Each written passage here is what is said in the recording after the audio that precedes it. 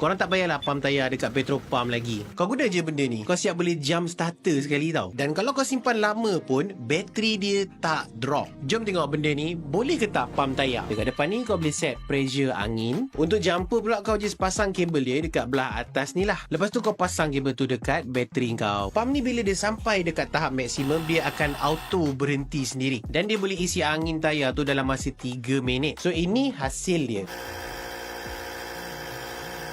Aku dah try pump ni dekat 4 tayar tau. Bateri dia turun 1 bar sahaja. Dan aku simpan pump ni dah dekat sebulan lebih dah. Tapi bateri dia tak drop pun. Dan kau boleh guna juga as a power bank in case kau terkandas dekat tepi jalan ke apa kan. So benda ni memang life saver lah. So kalau kau berminat, link ada dekat video. Percuma segera penitis cala untuk kereta. Boleh digunakan untuk semua jenis kereta dan warna. Selain itu, turut disertakan pelekat tampal tayar kereta. Jumlah hadiah bernilai sehingga 60 RM.